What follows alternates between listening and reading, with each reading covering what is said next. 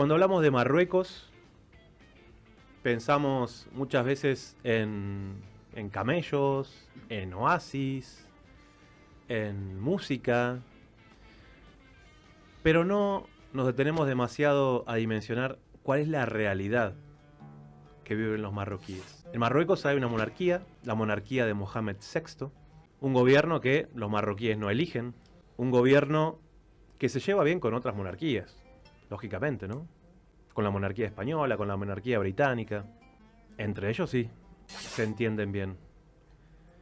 Y que esa cara amable que intentan mostrarnos y que seduce a muchos turistas para ir y deleitarse en esas noches del desierto, con una música de cuerdas como la que estamos escuchando ahora, que nos transporta, ¿no?, casi a esas caravanas, es una cara falsa de Marruecos. Marruecos es otra cosa. Marruecos es un sistema represivo en donde el rey Mohamed VI representa un sistema que encarcela periodistas, un sistema que encarcela líderes políticos y que tiene una especie de diáspora en diferentes lugares del mundo, porque es más fácil expresarse en contra de la monarquía de Mohamed VI desde fuera de Marruecos que estando dentro, porque no se permite ningún tipo de crítica ni de disidencia. Por eso ahora vamos a hacer una comunicación. Está con nosotros Driss Al-Manri. Driss Al-Manri es un disidente político, algunos podrían decir también un activista, que está en la República Argentina y que viene a compartir con nosotros cuál es la realidad del Reino de Marruecos. Driss Al-Manri, te saludamos desde la ciudad de La Plata. Aquí quien te habla, Sebastián Salgado. Estoy en el estudio de Radio Estación Sur con mi compañera María Liconti. ¿Cómo estás? Bien, hola Sebastián, hola María.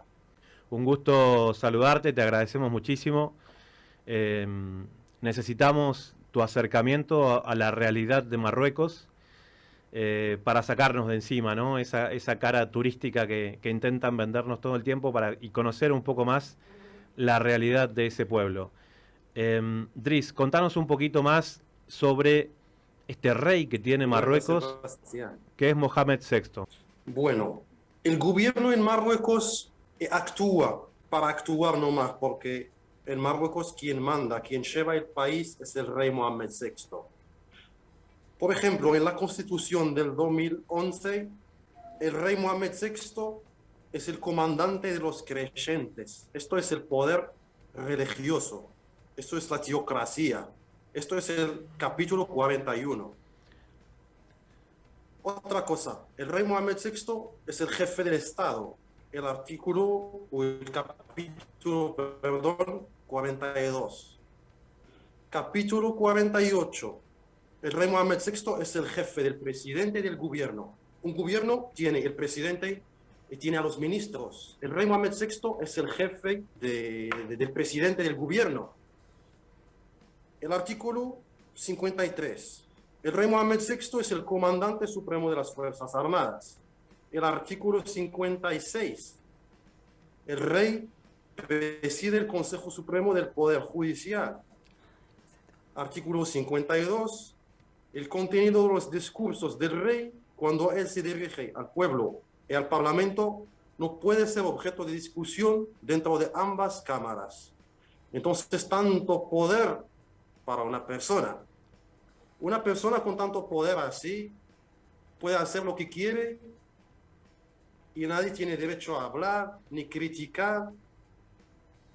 Así que Driss, es así la situación. ¿Qué pasaría si esta crítica que vos estás haciendo ahora en nuestro idioma, en español, la dijeras por una radio dentro de Marruecos y en árabe? ¿Qué pasaría con vos?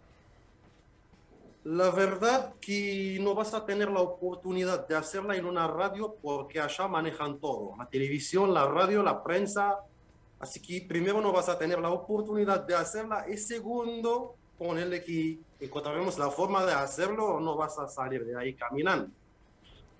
¿Cómo sería Yo entonces? calculo que te fabricaban una causa y ya fue.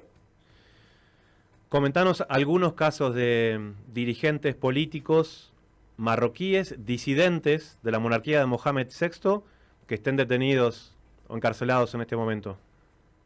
Bueno, me gustaría hablarle de Suleiman al-Risuni, que está en huelga de hambre y hoy creo que llegó a 80 días. No sé hasta cuánto va a aguantar, pero todos nosotros pedimos la excarcelación del periodista Suleiman al-Risuni, pero la verdad que no hay respuesta y supuestamente la respuesta o la solución la tiene el rey, porque él preside el Consejo Supremo del Poder Judicial.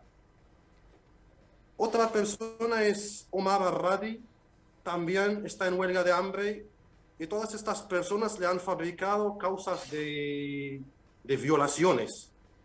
Hasta que el Washington Post de Estados Unidos hace 2 semanas creo han escrito que las causas de violaciones en Marruecos ya perdieron la credibilidad.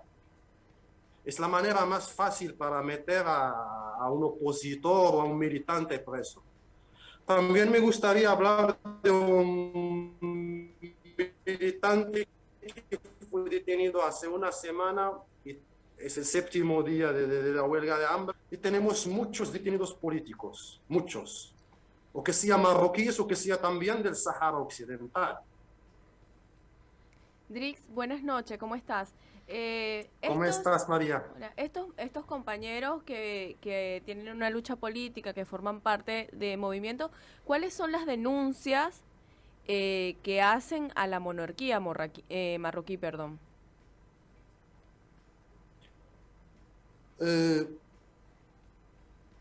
O que sea, criticas el sistema, ni siquiera llegar al rey, pero criticas a la gente que está en su alrededor, uno u otra cosita. Hay gente, por ejemplo, que han hablado de unos terrenos que han quitado a gente en el nombre del rey.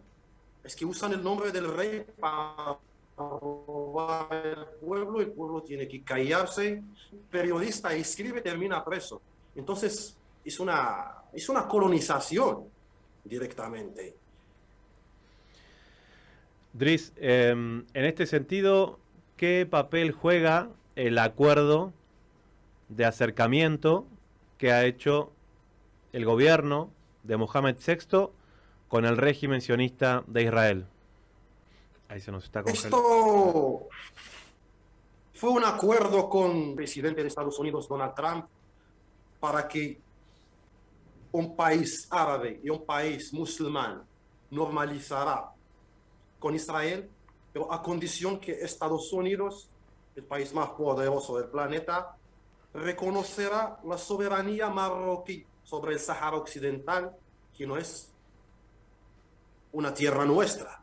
Entonces, desde la disidencia, Driss, ¿ustedes reconocen la soberanía del pueblo saharaui, ¿sí?, en el Sahara Occidental, como vos estás diciendo, como un pueblo con un territorio independiente, contrario a las agresiones constantes que le ha hecho el gobierno de Marruecos al pueblo saharaui, incluso en estos últimos meses con esas agresiones específicas contra la zona del Guerguerat?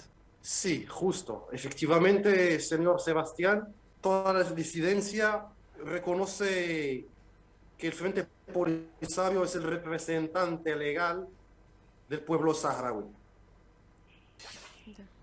Drix, te quería preguntar también, porque una de las cosas que en el imaginario tenemos sobre Marruecos es como un país bastante turístico, ¿no? De hecho, es una que es uno de los elementos que sostiene la economía de este país. Pero realmente nos puedes hacer una descripción breve de cuál es la condición económica e incluso social de Marruecos. El contexto social y económico de Marruecos. Bueno, económico, el país está en una situación terrible. Mucha pobreza. Los pobres cada día se hacen más pobres.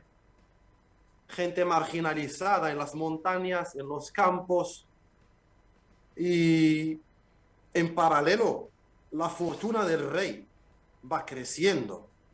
Creo que hoy en día el rey cuenta con 5.700 millones de dólares, con cuentas en paraísos fiscales, como en Panamá, en Suiza, y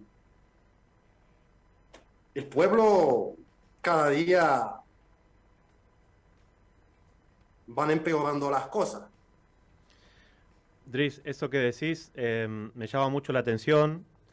eh, Esas pinceladas de realidad que nos compartís, porque vimos un comunicado de esta misma semana a través del cual la Embajada de Marruecos en la República Argentina hizo una especie de donaciones para algunos barrios carenciados aquí en el conurbano, en la provincia de Buenos Aires, desde donde te estamos hablando, tal vez para mostrar una cara amable, pero también dando a entender de que en Marruecos no tienen necesidades, sí pueden ayudar por lo menos por única vez o para sacarse alguna foto en algún barrio aquí carenciado de nuestra provincia.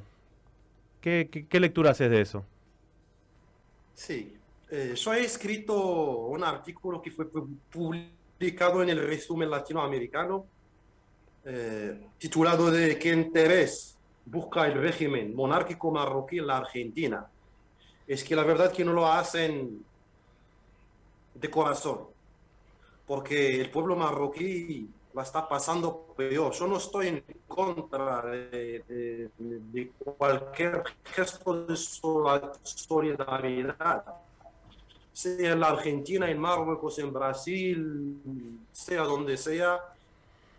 La solidaridad es una cosa muy buena, pero si cuenta con más gente pasando necesidad, hambre, frío, pobreza extrema, ayuda a un país que es un poco mejor. Eso llama mucho la atención y ahí viene la pregunta de qué quieren realmente tras esta jugada. Todo el mundo sabe que Marruecos corrompe países para cambiar la oposición sobre el tema del Sáhara Occidental. Acá hablaré de la República del Paraguay, en donde Marruecos fue a renovar 3 hospitales y poco tiempo después la República del Paraguay cruzó al lado de Marruecos mientras siempre estuvieron en el lado del Sáhara Occidental. Claro. Entonces, yo no estoy acusando que quieren hacer lo mismo en la Argentina, pero no se puede saber. Pasó otra cosa en Chile, que fueron a corromper el Parlamento de Chile y hubo el diputado Sergio Aguiló que acusó el Parlamento de Chile de recibir sobornos del régimen marroquí para cambiar la posición de Chile en el tema del Sáhara Occidental. Dries, te agradecemos muchísimo este panorama que nos has dado, de qué manera intentan, ¿sí?, traer una cara diferente hacia América Latina, de qué manera buscan apoyo en los gobiernos de esta región para continuar con la opresión contra el pueblo saharaui, y te agradecemos también la valentía que tenés en hacer estas denuncias, porque sabemos que en este momento en Rabat y en otras ciudades hay colegas nuestros encarcelados, hay dirigentes políticos que no tienen la posibilidad de hablar, y entonces este mensaje realmente nos parece muy valiente. Gracias, Sebastián. Bueno, era la voz entonces de Dries Al-Manri, es un dirigente político y disidente marroquí que está en la República Argentina, trayéndonos, María, un panorama muy diferente, ¿no?, a esa visión turística que muchas veces nos llega de Marruecos.